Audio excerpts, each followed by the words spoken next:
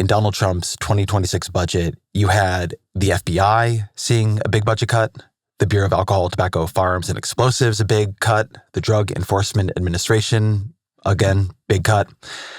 At the same time, they're passing bills to triple the budget of ICE, to all in add $170 billion to immigration enforcement. What's behind this pattern of the big crime agencies seeing their budgets cut and immigration enforcement entering a kind of budgetary expansion we have never seen before?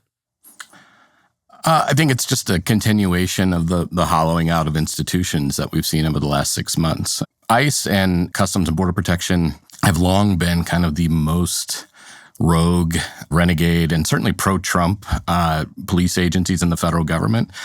So I think this is an effort to build up the two federal police agencies that Trump sees as most loyal and deferential to him. And the fact that, the personnel numbers that they've set out for ICE in order to meet the mass deportation figures, the goals that they've set, they're going to have to hire a lot of people. And they're going to have to lower standards, which they're already doing. But also they're going to have to hire the kind of people who are going to be looking at these videos that are coming out of ICE, terrorizing families, arresting children, pulling grandmothers out of their homes. They're going to be hiring people who look at those videos and say, you know what, that's what I want to do. That's what I want to do for a living, right? But then we're also seeing these pretty explicit appeals to white supremacy and white culture. I mean, there's I think one of the social media posts they had said something about, defend your culture, join ICE.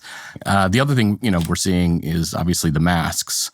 And I mean, we're seeing this all over the country. So, I think we're in a pretty terrifying spiral right now.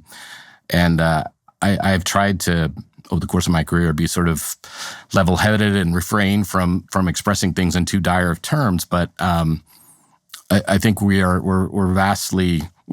entered kind of the worst-case scenario, and it's hard to see how we get out of it. What is the worst-case scenario? I think the worst-case scenario is that Trump sends active-duty military troops into any city that displeases him, any city where there's protests. But what I think we're seeing right now is Trump is attempting to build his own paramilitary force, right? They want people whose, first and ultimate sort of loyalty in this job is going to be to the president.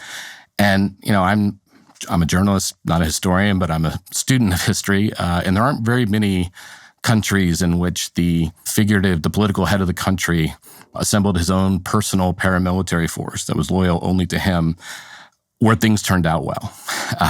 So that's I think where we are right now.